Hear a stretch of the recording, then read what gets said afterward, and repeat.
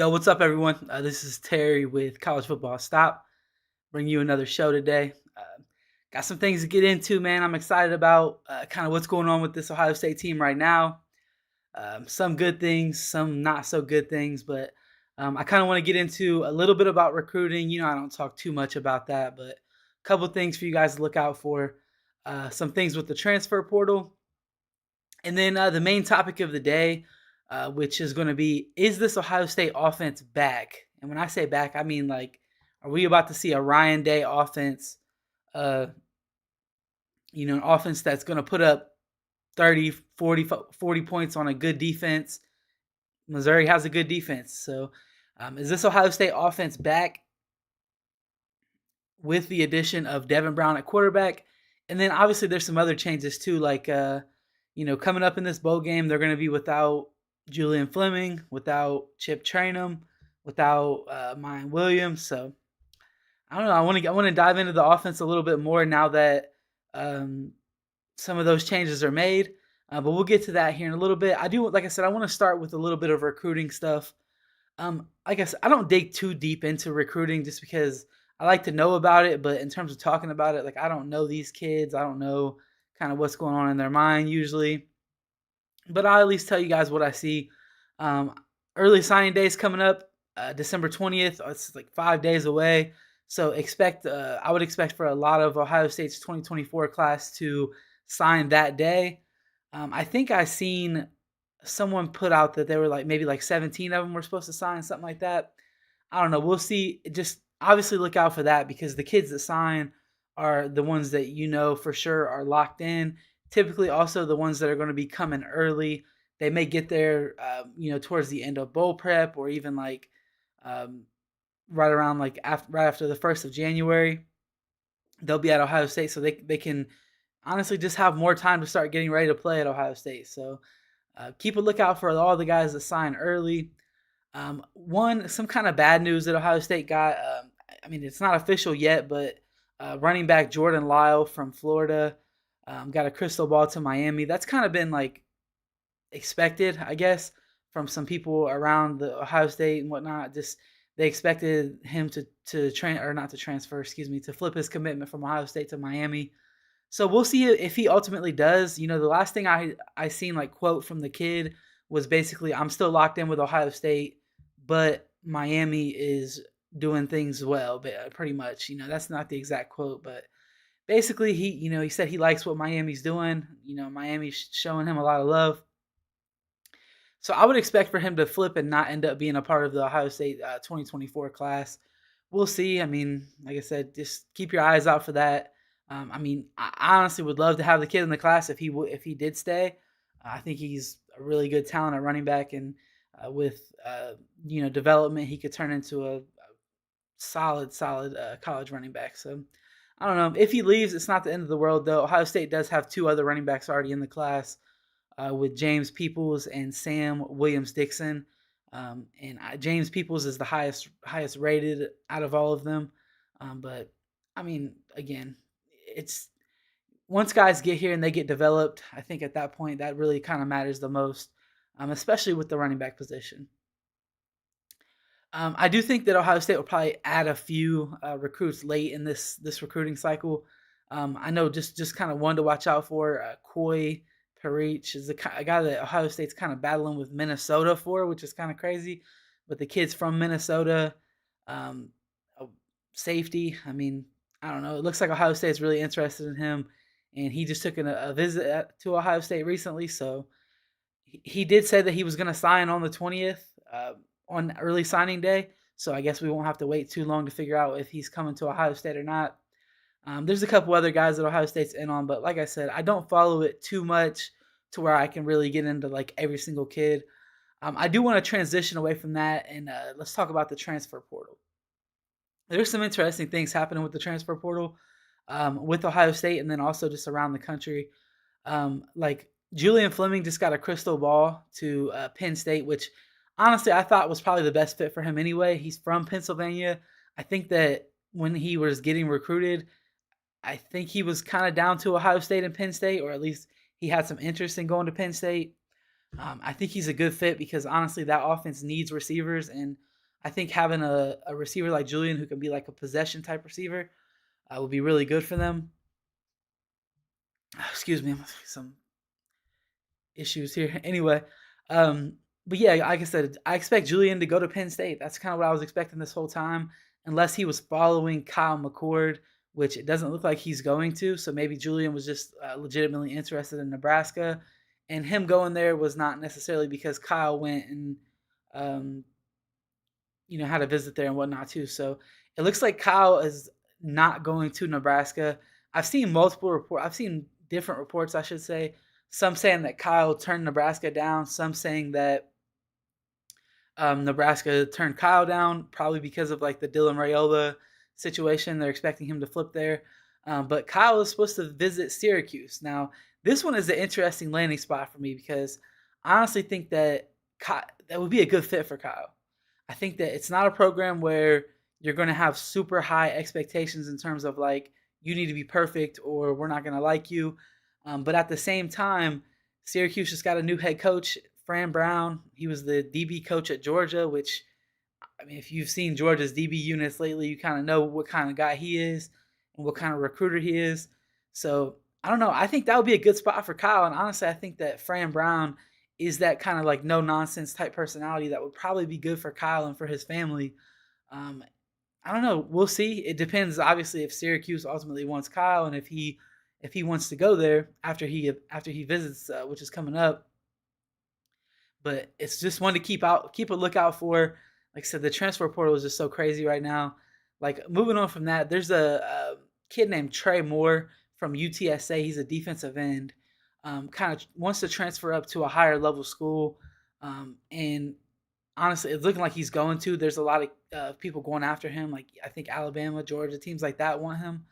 And he had a visit to Ohio State, but apparently Ohio State canceled that visit. Now, the only thing that I can think of with this is that Ohio State is probably expecting most of their defense to come back. That's kind of what I'm thinking is I think that most of these players are starting to make their decisions. They haven't announced it publicly yet, but they've probably spoken with the team about it, with the coaching staff about it, and I think that maybe a lot of this defense is going to come back. I don't expect everyone from the defensive line to come back. I think JT Tuimoloau probably goes. I mean, I've been kind of steady on that, but I mean, again, you just never know. We'll see how it works out.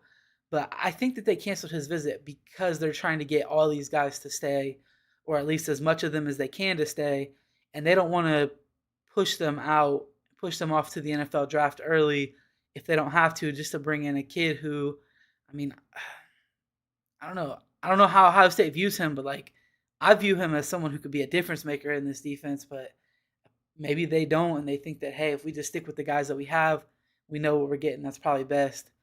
I don't know. I don't know if I agree with that approach or not, but there's a lot of guys on this team, on this defense especially, that I would like to see come back for another year, just because I think that they could increase their draft stock significantly. And some of these guys like missed out on a year of development. Like you look at Jack Sawyer. Jack Sawyer started coming on late in the year and he started looking really good. He was looking like Ohio State's best defensive end, but he missed a year of development at defensive end. I know he was doing some of that stuff, but last year he was playing that jack role, which was a lot different than defensive end. Honestly, probably something he should have never been in anyway because he's not athletic enough to play that position. But again, he missed out on a year of development. I would like to see him come back because I think Jack has the potential to be a really good defensive end. If he gets one more year of development and kind of one more year of getting his body right, I think that he could be a problem. So, anyway, moving on from that. Oh, this is something interesting. So that's kind of it for the transfer portal. I do think Ohio State will probably add a few other people. Just keep a lookout. If some news comes out, I'll share it with you guys, of course. But I mean, there are some other guys that they're interested in that have visits too. I didn't take down all their names and stuff. Like I said, when it gets to like guys coming in and out of the program, I don't get too much into it. I like talking about the team and kind of what to expect with them. There are a couple topics that are like national topics that are just kind of funny, I guess. Like Alabama hired former Michigan linebacker coach George Helo or Hello, however you say his name. It's Helo or Helow. But anyway, Alabama hired this former Michigan coach, and obviously that spread around the internet. People were saying Nick Saban did this, Nick Saban did that, but whatever. All that's just hilarious to me. I think Nick Saban is because this guy was on staff 2021 and 2022 at Michigan. I think Nick Saban's just not fucking around, man. He's like, look, whatever this cheating shit is, I don't know what it is, but I'm gonna hire this dude that was on staff that would probably know what was going on, and I'm gonna talk to him about it, and we're gonna get to the bottom of it and figure out what we got to do to make sure that we're not putting ourselves at a disadvantage. And obviously, this guy probably knows a lot about Michigan and their scheme and all that good stuff, where he can help Alabama out with that too. So I don't know. I think that's an A+ move by Nick Saban because now that he hired that guy, he can have him at least there. That guy's not gonna immediately start coaching players or nothing like that, right? Because he doesn't even know the players yet, but he can talk to Nick Saban and he can help Nick Saban out. So another thing that happened around the country that was just, I think this is hilarious. I don't think anything will ever come of this, but Georgia lawmakers sent a letter to the College Football Playoff Committee demanding that they include the Orange Bowl, Georgia versus Florida State, as part of the college football playoffs.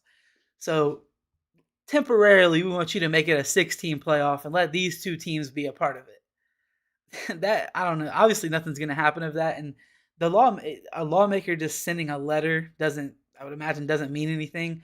It's just kind of like a hey, we would prefer if you do this, but because I didn't see anywhere that said that they like threatened legal action or anything like that, and obviously them just sending a letter is not legal action. So, I mean that's I don't think anything will ever come of it. It's just funny. I mean, I don't know. Like, do they kind of have a point? Like Georgia went to the SEC championship, lost by 3 points to Alabama, who was a playoff team. Um, Florida State went undefeated, didn't lose a game, lost their quarterback, but still won their games. And honestly, those two teams are both not in the playoffs, and Michigan is in the playoffs, and they cheated up until the last 4 weeks of the season when they got caught and had to stop cheating. And I get it; they beat they beat Penn State, they beat Ohio State, whatever. Okay, cool, they did that. I mean, I don't know. Like, does that just wipe away the fact that you cheated for the last 2 years, including this year? Like, they were planning on going to the Ohio State versus Penn State game and recording both sidelines at that game so they could have that information for when they play those two teams. Again, I think Michigan fans think that too. I think Michigan fans think that since they beat Ohio State and Penn State, that it just is the NCAA is just going to be like, oh well, it must not have mattered anyway, so let's just move on. And what Michigan fans are not realizing is that this was honestly a down year for Penn State and Ohio State, both offensively. Penn State probably had the worst offense I've seen them have in. I can't even remember the last time their offense was so bad. And then Ohio State had Kyle McCord, and they scored 24 points against Michigan, but gave Michigan 7 points. So what a 17-point. I'm sorry, 17-point differential. And so basically they asked their offense to score 18 points and they win the game. And I mean, I don't know, man. It's just, I don't think that them beating Michigan and Ohio State, or I'm sorry, Penn State and Ohio State, I don't think that changes anything, especially not in the NCAA's eyes. I think that they're still going to get come down on them hard in the offseason. And I don't know, man. Ultimately, what I was talking about here was that Georgia and definitely Florida State have a very legitimate reason to say that they should be in the playoffs. When I know that everybody's focusing on like Alabama and Texas because those teams lost a game. There's plenty of times where one-loss teams made the college football playoffs. That's a perfectly normal thing. There hasn't been a single time where a team that got caught cheating made the college football playoffs and an undefeated team got left out. To me, that's where Florida State fans should be the most mad. Is that, I mean, honestly, I don't know if Florida State would even be considered above Georgia, but either way, it's bullshit that they got left out, and there's a team in there that cheated within this very season to win games. All right, anyway, I want to move on from that. I want to get into some of the Ohio State stuff now. I know I kind of went into some national things, and I don't know, those topics I just thought were pretty funny. I mean, I don't know. Alabama hiring Michigan's former linebacker coach is hilarious to me. And I know that that's probably just going to be in the heads of Jim Harbaugh and his team. So I don't know. All right, moving on.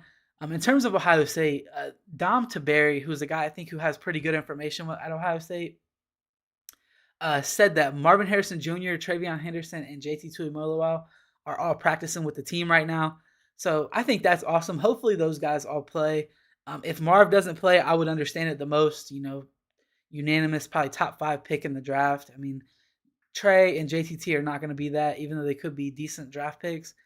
Um, but I don't know. I don't know if I want Marv to play or not. Like, I want to see Marv play another game, but I want to see some of the younger guys play.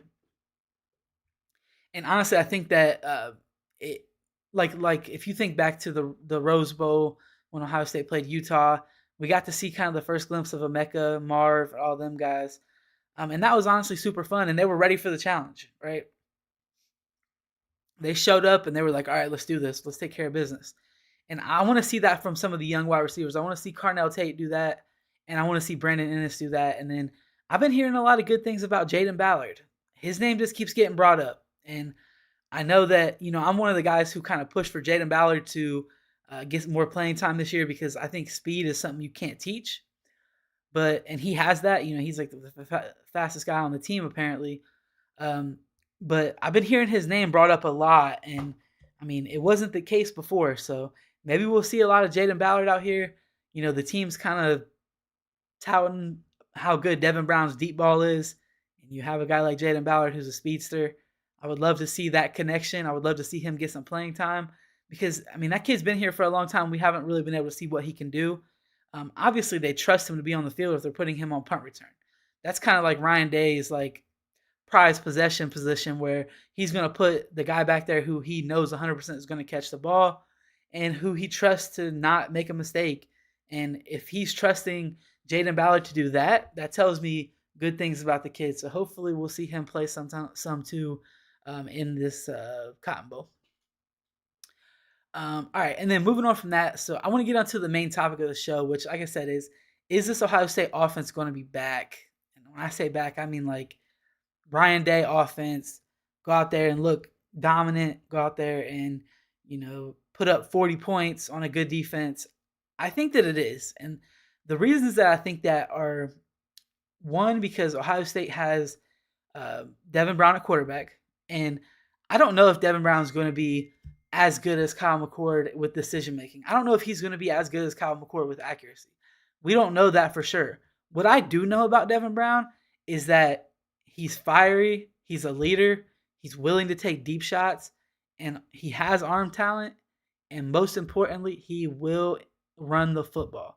And when I say he will, I mean like he will take a zone read, take one defender completely out of the play by reading him and either hand the ball off, which will help the offensive line in the run game, or keep it, which will help the offensive line in the run game. So either way, I think that Ohio State's run game is going to be a problem against Missouri. I think that Travion Henderson's probably going to end up playing in this game. Then you have Dallin Hayden, who honestly, the kid has just been itching to get on the field. You can tell every time he gets out there, he makes plays. And that's without having the threat of a running quarterback when he's been out there. I can only imagine what Dallin Hayden's going to be able to do with his downhill style running, where he's just going to hit the first hole he sees at full speed. I can only imagine what that looks like with a quarterback that's going to be a threat to run the ball. And then, you take all of that and you combine that with these young receivers getting out there. Like, as much as I love Julian Fleming and what he did for Ohio State, I think this offense probably gets better with him not on the field. I think that having Carnell Tate is an upgrade from Julian Fleming. And if Jaden Ballard can be an actual factor, I will be so excited, man. I'm going to be talking crazy. I'm just going to be honest. Because a lot of people gave me a lot of shit for saying Jaden Ballard deserved playing time just simply because of his speed. And we've heard good things about him. Like, he has the ability to catch the ball, no issues there. So, to me, I think this offense is about to blow up, man. The offensive line is just going to look so much better with the threat of the quarterback running the ball. I honestly think that they just get outnumbered a lot of the times, which, I mean, what are you supposed to do with that? Like, if you have, I know that teams run the ball with quarterbacks that are not able to, or not a threat to run, but when I'm looking at Ryan Day and what his offense is the best as, I think Ryan Day's best offense was probably with excuse me, why am I fumbling the name? Anyway, with Justin Fields at quarterback. And I know CJ Stroud was crazy and he was just that guy, right? But Ohio State's offense against with Justin Fields was dominant in the run game. They would wear teams out and teams couldn't stop that run game. And then they could throw the ball deep. And I think that's what this offense is going to look like. So I'm super excited. I think that Ohio State's going to put some points up on Missouri. When I say that, I mean like at least 35 points probably.